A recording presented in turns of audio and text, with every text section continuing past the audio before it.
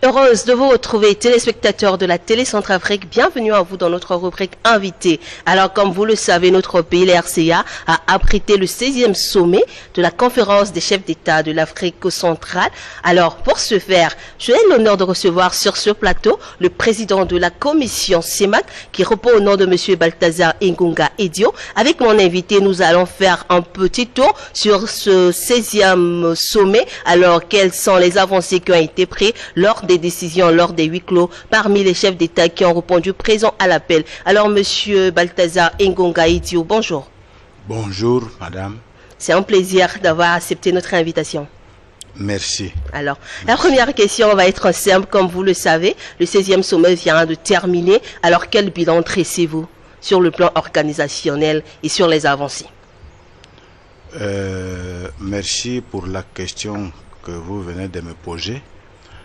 Vous savez que la communauté économique et monétaire de l'Afrique centrale a des textes qui prévoient que cette organisation doit célébrer leurs assises dans tous les pays membres. Raison pour laquelle cette fois-ci, après le sommet de Yaoundé en 2023, la République centrafricaine, pays de siège naturel de la Commission, devrait aussi célébrer la 16e session ordinaire de la conférence des chefs d'État. En dehors de ce 16e ordinaire de la conférence des chefs d'État, le texte prévoit aussi des sessions extraordinaires, raison pour laquelle la République centrafricaine a de même organisé au cours de l'année 2024 deux sessions extraordinaires. D'accord. Alors, pouvez-vous nous parler un peu de ces deux sessions-là? Oui, en ce qui concerne la 16e conférence de chefs d'État qui vient de se tenir ici à Bangui, il y a eu, disons, des affaires très importantes en dehors, disons, des dossiers classiques de passation de pouvoir entre les pays qui occupaient la présidence en exercice et les pays par rotation impérative va effectivement assumer cette responsabilité qui est la République du Congo. Alors beaucoup de questions ont été à l'ordre du jour. Nous parlions d'état d'exécution de la décision prise par la conférence des chefs d'État de Yaoundé en 2023 concernant, disons, les stratégies d'import-substitution. À partir de cette date, le responsable de ces institutions, la commission de la CEMAC, s'est engagé à réaliser les études. Donc, les résultats de ces études ont été présentés à la conférence des chefs d'État. Une autre question qui était mandatée par la conférence de Yaoundé, c'était le retour de la commission École inter-État des douanes à son siège statutaire. Donc, ce sujet-là, ce dossier a été aussi longuement présenté à la conférence des chefs d'État et au Conseil des ministres sur l'état d'exécution de cette action. Et y a-t-il eu des compromis? Compromis à quel niveau? Après le mandat de Yaoundé, la République centrafricaine a pris ses responsabilités pour mettre à jour les infrastructures qui étaient abandonnées depuis des années, après la situation. Après 10 ans. Après 10 ans, ouais. Après la situation que la République centrafricaine avait traversée, le retour à la paix de ces pays a facilité l'installation, le retour de la commission de la CEMAC à son siège naturel. Mais la responsabilité que je parlais tout à l'heure, lequel la République centrafricaine, le gouvernement centrafricain a pris, c'était la réhabilitation de tous ces bâtiments. Étant donné la longue période d'absence sans occupation de bâtiments sièges statutaires au naturel, la République centrafricaine a pris ses responsabilités de céder à la commission de la CEMAC à titre provisoire l'ancien bâtiment de la direction nationale des BEAC, dont cette infrastructure avait aussi besoin de quelques petites retouches. Et ces retouches, cette adéquation, le gouvernement centrafricain a pris aussi ses responsabilités pour mettre à jour les petites faiblesses qu'il fallait compléter pour faciliter l'installation provisoire de la commission de la CEMAC dans ce bâtiment. D'accord, merci beaucoup à vous, Monsieur Ingonga et Dio Balthazar. Alors, le rapport que vous avez présenté à la conférence mettait en avant les progrès et les défis de la commission. Alors, pouvez-vous en partager les enseignements? Les principaux enseignements qui ressortent. Je viens de citer l'un de ces projets je ne peux pas le citer en chaîne parce qu'il y a beaucoup de projets.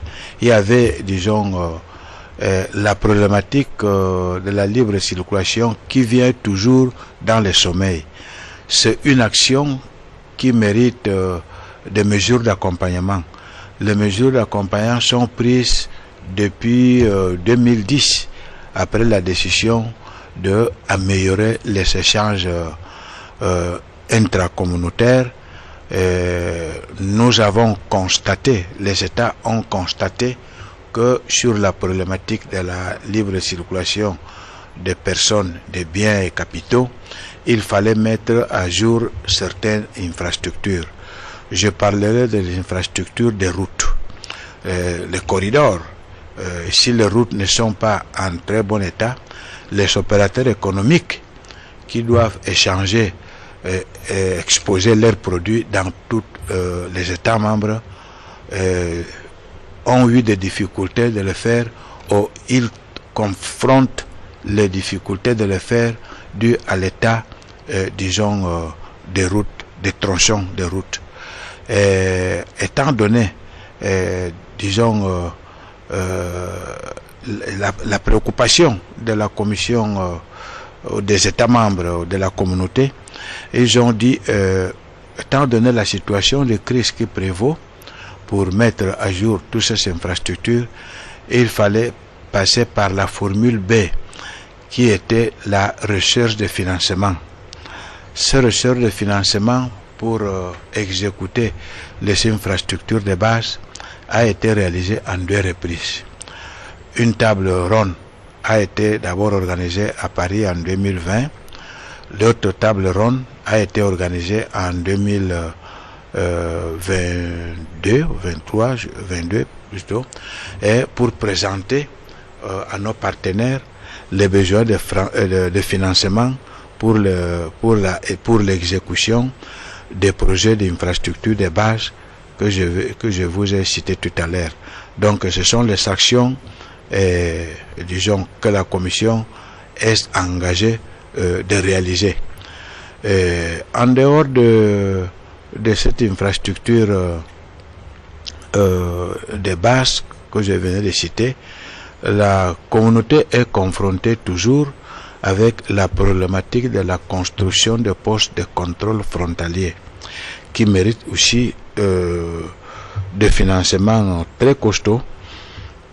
Et la commission de la CEMAC, dans toutes ses activités, il a pu, disons, échanger ou bien signer un accord de coopération avec une structure PPP, c'est-à-dire partenariat public-privé, pour pouvoir construire ce poste de frontières, de contrôle des frontières dans l'espace CEMAC.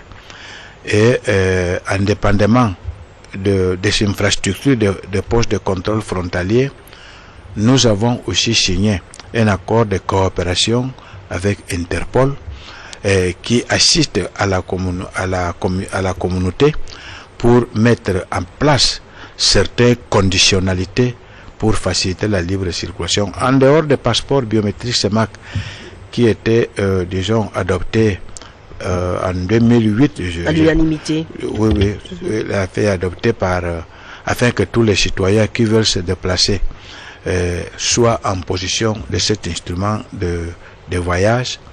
Il y avait aussi d'autres conditionnalités de l'installation, disons, des équipements dans les frontières, la création d'une base de données, ainsi que l'installation, pourquoi pas, des lecteurs de passeports biométriques pour identifier, pour assurer que le porteur de ces instruments de voyage est en règle. Donc, toute cette assistance-là est garantie par l'Interpol à travers une institution communautaire qui s'appelle Comité des chefs de police de l'Afrique centrale, dont le secrétaire permanent qui est chargé d'assurer la coordination de ces actions de l'immigration. C'est son travail au quotidien avec l'Interpol. Nous sommes invités de temps en temps pour nous présenter le rapport sur l'état d'évolution de cette action orientée à la libre circulation des personnes. Alors, merci, Monsieur Balthazar. Pendant cette 16e session, il y a eu une présentation du président de la République du Congo-Brazza. Je parle de son Excellence Denis Sassou Nguesso. Alors, comment votre commission va accompagner le programme des réformes économiques et financières, bref, CEMAC? Après la mise en place de ce programme de réforme économique de la CEMAC, nous travaillons ensemble.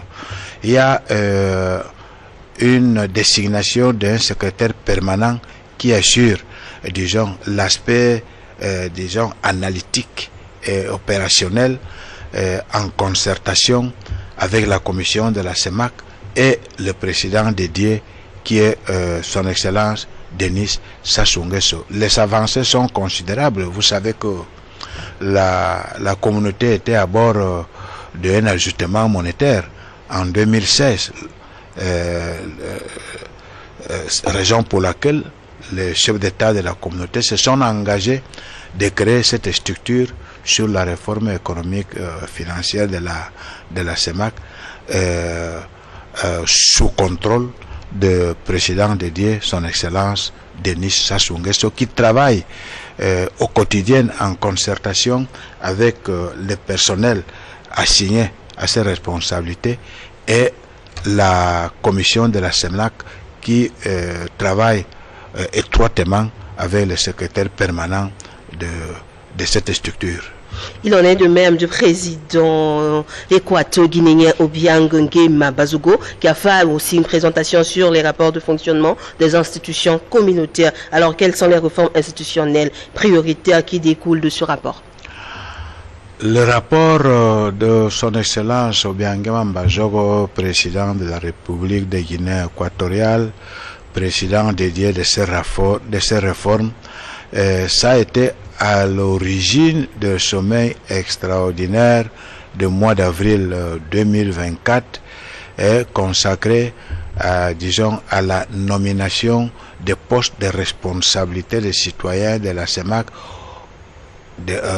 qui doivent assurer, disons, le fonctionnement de certaines institutions. Les réformes engagées en 2006, les réformes institutionnelles de 2006 consacrées à la réforme aussi de la CEMAC avaient présenté son dernier rapport en 2010. Ce dernier rapport, il était question d'analyser au fur et à mesure que la situation se présente, situation de rotation de postes de responsabilité de premiers dirigeants des institutions. La conférence peut se réunir pour faire l'arbitrage. Pourquoi la conférence doit se réunir pour faire l'arbitrage de cette situation? Parce que dans notre communauté, nous avons plus d'institutions que des États membres. Donc, les 28 institutions que nous disposons dans l'espace CEMAC méritent une étude approfondie pour assurer la rotation intégrale équilibrée qui est prévue par les textes. Raison pour laquelle, arrivé au moment de désigner de nouveaux responsables, la conférence extraordinaire était confrontée à un problème d'équilibre, à un problème de désignation des pays de tour qui doit occuper un poste de responsabilité d'une institution dans le cadre de la rotation intégrale prévue par les textes. Cette difficulté a obligé à la conférence des chefs d'État, la conférence extraordinaire, de désigner, disons, le président de la République de Guinée équatoriale pour compléter cette étude afin que la communauté puisse désigner d'autres responsables dans le cadre de la rotation prévue par les textes. Alors, monsieur le président de commission, aujourd'hui nous savons que la sous-région souffre de cette dépendance extérieure. Alors, la stratégie d'import-substitution a fait un objet d'examen. Alors, quelles sont les mesures concrètes qui ont été prises pour réduire cette dépendance extérieure afin de permettre la production locale? Un mandat a été donné à la commission de la CEMAC, je vous ai dit ça tout à l'heure, en 2003. Donc, la commission s'est engagée de réaliser les études comparatives, analytiques, pour voir l'impact de ces importations dans nos réserves d'échange. Alors, les études sont réalisées. Nous avons présenté à la conférence des chefs d'État, la conférence ordinaire, l'état d'avancement de ces études. Et nous devons poursuivre ces études, toutes les conditionnalités, toutes les préoccupations majeures signalées par les études seront objet d'une concertation avec les ministères sectoriels des États membres, afin qu'on puisse mutualiser les efforts pour donner, disons, un mandat à tous les États membres de prioriser, n'est-ce pas, l'utilisation des produits origine de la CEMAC, sauf les produits que la CEMAC ne peut pas produire ni fabriquer. Alors, toutes ces études-là, c'est en cours de finalisation. Nous l'avons présenté au prochain sommet, je suppose, parce que le processus est dynamique, n'est pas statique. C'est pas un décret, parce que si la conférence prend un décret de c'est fini, disons, l'importation de X produits, il peut avoir un problème, il peut avoir un impact social, un impact économique, même politique, raison pour laquelle nous avons opté de réaliser une étude et présenter ça aux organes supérieurs qui est la conférence des chefs d'État et le conseil des ministres, afin qu'ils puissent prendre une mesure qui corresponde à la situation que la communauté peut gérer sans spéculation. D'accord, merci. Nous savons que des dispositifs de sanctions ont été pris pour un manquement aux règles de surveillance multilatérale. A été discuté aussi quelles sont les garanties et l'efficacité et son acceptation par les États membres. Le contrôle de surveillance multilatérale, c'est une action qui sert à discipliner la gestion de la chose publique. Alors, à partir du moment que nous avons constaté qu'il y a quelques faiblesses, d'ailleurs, c'est le rôle de contrôle surveillance multilatérale. Parler de sanctions, c'est pas les sanctions. Il y a une assistance permanente de la Commission, parce que nous avons un département de politique économique et financière qui est chargé de ces dossiers. Alors, ce département, le commissaire en charge de ce département, il réalise des missions dans tous les États pour concerter avec les points focaux des ministères sectoriels pour voir l'état d'évolution. Parler des sanctions au niveau des manquements, je ne crois pas. Il s'agit de mesures d'accompagnement afin que tout le monde peut se placer dans le même niveau. Ce qui est difficile parce qu'il y a une hétérogénéité de la capacité économique de chaque État. Parler d'harmoniser, disons, les mesures, c'est un peu difficile, ça n'existe nulle part ailleurs. Il y a des États qui peuvent respecter un critère ou deux ou trois, il y a un autre État qui peut respecter deux seulement. Ça dépend de la situation et les particularités qui peuvent obliger à un État de ne pas respecter un critère ou un autre critère. Nous parlons de suivi, évaluation de mesures préconisées par la Banque mondiale. Nous savons aussi que pendant cette 16e session, la situation financière de la communauté a été abordée. Alors, pouvez-vous nous dire aujourd'hui quelle est la réalité des finances communautaires et quelles sont les mesures de redressement ou de consolidation sont-ils prévues? La commission de la CEMAC avait présenté effectivement cette préoccupation à la conférence des chefs d'État et au Conseil des ministres dû au non-respect, disons, de l'application de la TCI prévue par les textes.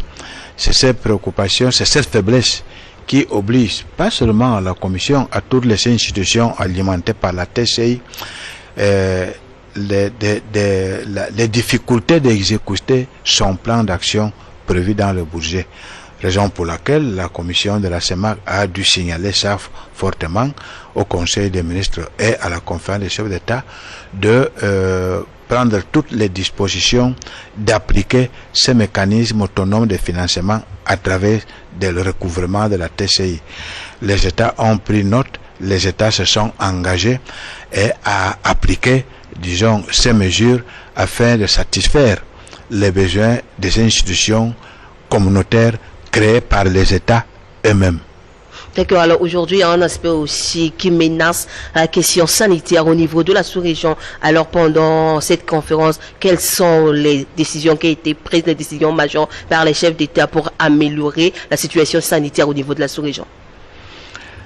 La situation sanitaire de la sous-région, c'est une préoccupation majeure parce qu'il s'agit de la santé de la population. Cette question a été objet de deux réunions techniques à Bangui et une réunion des ministères de la santé de la communauté.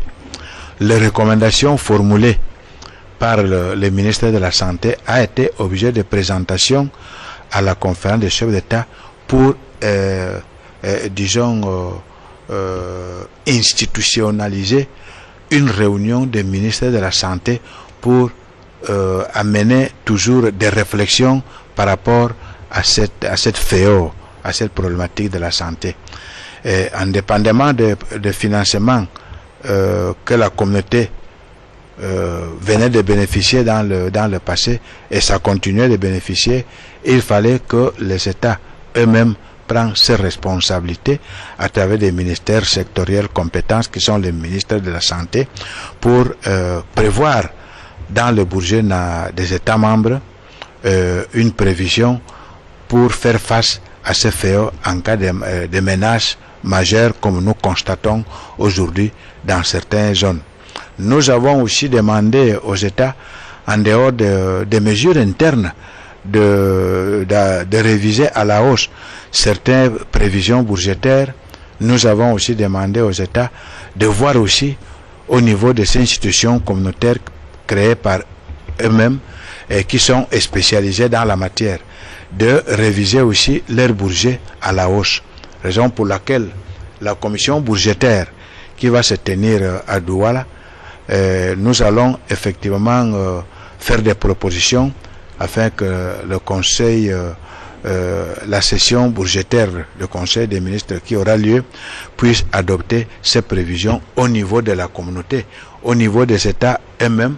Ils doivent prendre les dispositions dans les budgets de chaque État membre de prévoir, disons, une assignation pour multiplier les recherches et acheter, disons, tous les produits ou infrastructures, si vous voulez, laboratoires et autres, pour garantir, disons, la santé de la population qui est menacée par les pandémies, les inondations, etc., etc. Donc, on a pris des dispositions. Nous avons présenté ce rapport au Conseil des ministres et à la conférence des chefs d'État pour, disons, adopter la proposition formulée par le Conseil des ministres de la Santé organisé ici à Bangui, afin que le ministre de la Santé et leurs experts puissent présenter les réflexions à tout moment sur les menaces des pandémies dans notre sous-région. D'accord. Alors, merci à vous pour ces éclaircissements. Alors, nous savons que parmi ces recommandations, il y a eu une proposition de révision des modalités d'élection des députés communautaires au suffrage universel a été inscrite à l'ordre du jour. Quelles en sont les grandes orientations? Et quel est l'impact pour la gouvernance communautaire? Cette décision de réviser l'article 5 de la Convention qui crée le Parlement a été objet de la conférence des chefs d'État de 2019 qui avait mandaté, disons, de réviser ce qui est prévu dans la Convention qui crée disons, le Parlement communautaire. Bien que la réflexion était réalisée par le Conseil des ministres après avoir constaté que l'organisation des élections des députés au suffrage universel direct suppose beaucoup de financement. Et la situation de crise financière traversée par les États ne nous permet pas aujourd'hui d'organiser ces modalités de sélection, raison pour laquelle la conférence des chefs d'État de 2019 avait mandaté à la commission de la CEMAC de lui présenter, disons, une autre modalité des élections des députés communautaires. La commission de la CEMAC, bien sûr, a réalisé les études, lesquelles ont été présentées à la conférence des chefs d'État. La conférence des chefs d'État a mandaté cette fois-ci de suivre, disons, l'évolution des réflexions présentées par le président de la commission afin d'éviter peut-être un incident qui peut perturber, disons, le fonctionnement de cette structure communautaire qui est un organe de contrôle, le Parlement de la CEMAC. Alors nous avons assisté aussi pendant cette 16e session à des nominations qui ont entérimé au niveau de la Cour de justice, au niveau de la Cour des comptes, BEAC, etc. En quoi ce choix renforce-t-il la stabilité et l'efficacité de nos institutions de la sous-région? Les nominations qui ont eu lieu dans le cadre de respect des textes communautaires. Il y a les conventions qui créent la Cour des comptes et la Cour de justice prévoient, disons, une période en vigueur des magistrats de la Cour des comptes et de la Cour de justice. Arrivés à terme de leur mandat, d'abord, les citoyens qui exercent les fonctions dans cette institution doivent être renouvelés par leurs états d'origine. Après le renouvellement des mandats, parce que le texte prévoit le renouvellement et la nomination. Cette action qui a été développée au cours de la conférence hier, donc il y a eu des juges qui finissaient leur mandat. Les États avaient proposé à la commission de la CEMAC de renouveler leurs citoyens pour poursuivre cette fonction à la Cour de justice ou à la Cour des comptes. Et une fois adopté le renouvellement, il fallait nommer. C'est l'exercice que la conférence des chefs d'État a adopté hier, c'est-à-dire renouvellement et nomination, afin que à l'interne, ces deux structures, la Cour de justice et la Cour des comptes, puissent élire eux-mêmes, disons, les premiers responsables de cette institution. D'accord. Nous savons aussi qu'il y a eu des temps forts qui ont marqué cette 16e session. C'est aussi le retour du siège de la CEMAC, de la commission ici à Bangui. Alors, que représente ce symbole pour la République centrafricaine et les institutions? C'est un symbole de récupération de la stabilité politique. Comme je l'ai signalé tantôt, la République centrafricaine a eu dans le passé à traverser une situation assez difficile qui a provoqué, disons, la délocalisation de la commission de la CEMAC, l'école inter-état des douanes, ailleurs. Cet exercice de délocalisation a eu beaucoup de problèmes. En 2014, la commission était déjà après le mandat de la conférence des chefs d'État, s'est déplacé à Libreville, étant donné les problèmes les problèmes d'infrastructure aussi disponibles à l'époque à Libreville. La commission était, disons, installée provisoirement aussi à Douala. Alors, les conditions à Douala, c'était dit autrement, la commission était en errance. Donc, après la récupération que nous constatons aujourd'hui en République centrafricaine, c'est le moment que toutes ces institutions regagnent leur siège habituel au statutaire. C'est la raison pour laquelle la République centrafricaine doit vraiment traverser un moment de satisfaction pour avoir récupéré l'enfant qui était déplacé et qui a fait son retour au bercail. Qui a fait son retour, effectivement. D'accord. Alors, quelles sont selon vous les priorités immédiates pour la Commission à la suite de cette conférence? Nous avons un plan qu'il faut exécuter avec beaucoup de actions.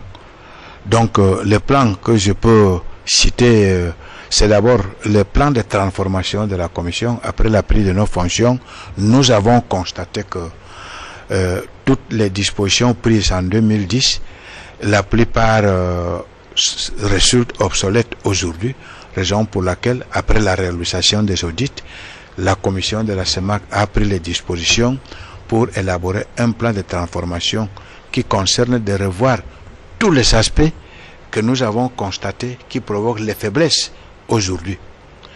Parmi les actions, il y a les actions qui sont en cours. Je vous ai parlé des infrastructures de base. La libre circulation qui était adoptée depuis 2010, aujourd'hui a des problèmes. Les preuves CEMAC accompagnent, ces dossiers. Il y a beaucoup de actions. La libre circulation, les échanges commerciaux, tout ça, ça fait partie des actions que la CEMAC suit jour au jour. Je peux aussi dire qu'au niveau des actions en cours, le siège statutaire de la commission de la CEMAC, c'est un chantier. Comme je vous ai dit tout à l'heure, la République centrafricaine s'est engagée à réhabiliter, ces sièges de la communauté, et les travaux sont très avancés. Et dès que les travaux finiront, la commission qu'elle est installée aujourd'hui dans le siège provisoire à l'ancienne direction nationale de la BEAC va s'installer dans son siège naturel. Donc, toutes ces actions-là, cet chantier a connu beaucoup de quelques changements. C'est-à-dire la construction d'une salle de documentation est prévue dans le cadre de la réhabilitation de ces bâtiments et la construction d'une salle d'archives, parce que nous devons avoir l'archive, renforcer l'archive.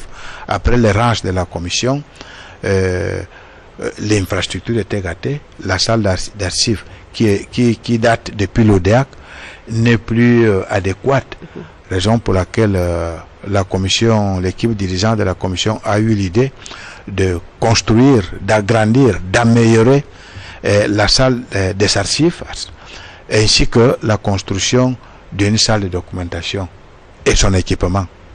Alors, Monsieur le Président de la Commission CEMAC, Balthazar Ngunga Edio, nous arrivons au terme de notre entretien avec vous. Alors, avez-vous un message à lancer à l'endroit des peuples de la CEMAC?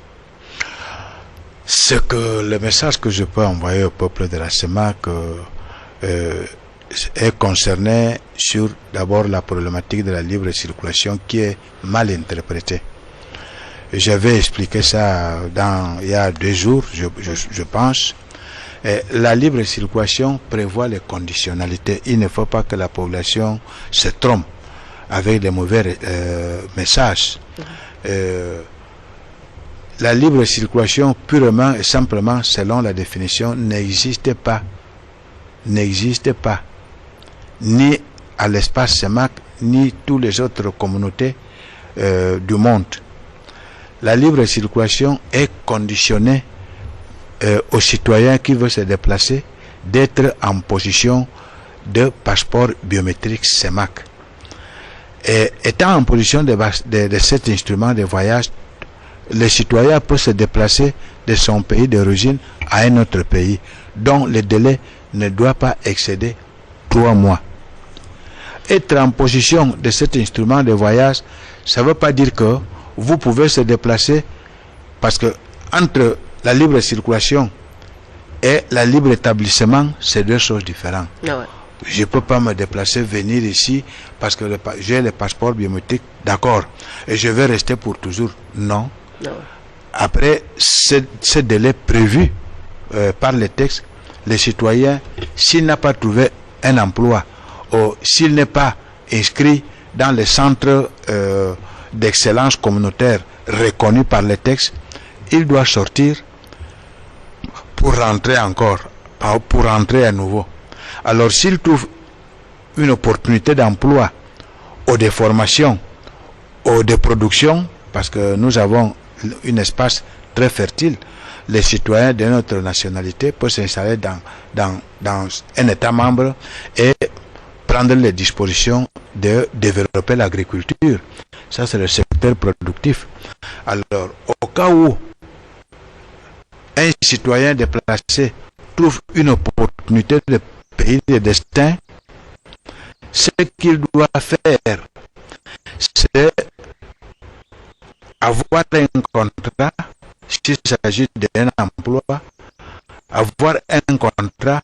Ce contrat va lui permettre d'accéder à ce que vous appelez carte de séjour. Et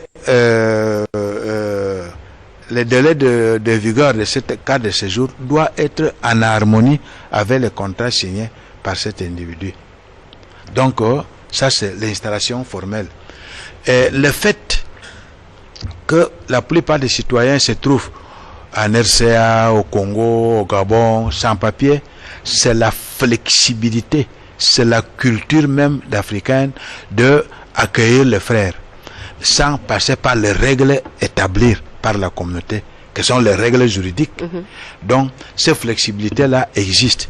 Mais à partir du moment qu'un pays, les citoyens qui se sont déplacés, si leur comportement est un peu polémique dans certaines actions, que je ne peux pas les citer, les services de l'immigration sont obligés de lui demander les papiers. S'il présente un passeport biométrique qui est autorisé pour se déplacer et depuis la date de l'entrée, ça est excédé plus de ce délai-là, c'est un problème. Si un citoyen qui a été saisi par le service de l'immigration, il n'est pas en position d'aucun document, les sans-papiers existent partout. Ah ouais. Il est obligé de le rapatrier, c'est lui. C'est pas un incident qu'on peut dire diplomatique. Ah ouais. Ça existe partout ailleurs. Ça existe partout ailleurs.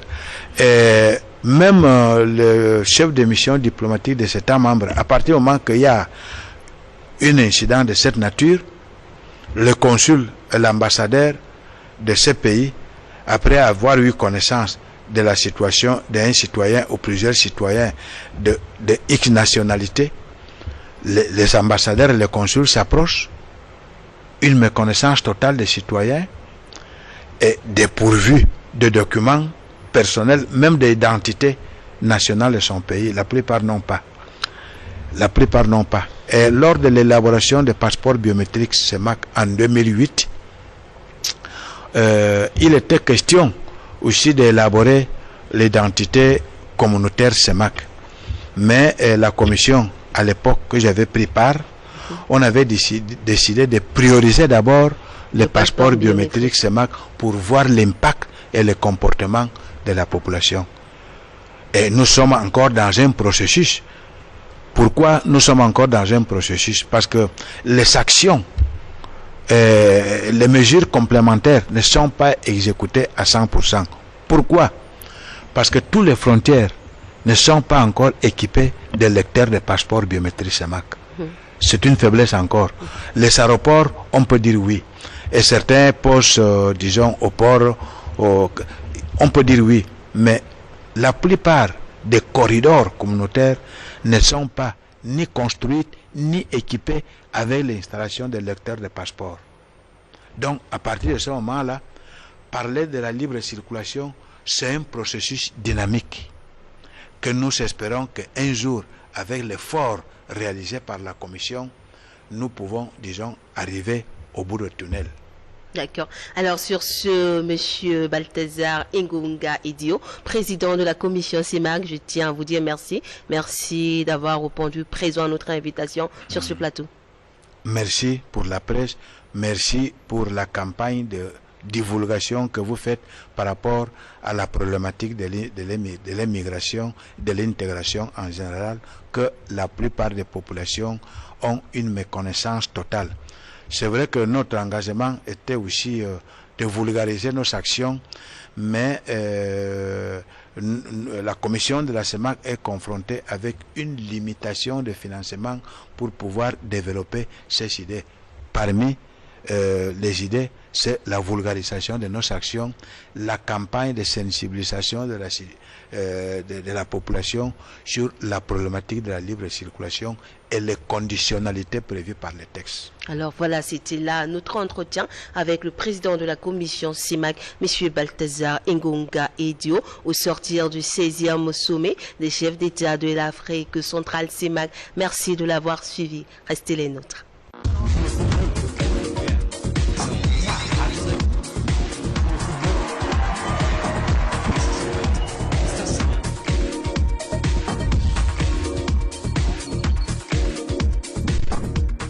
TCF Télévision Centrafricaine, la chaîne de l'unité.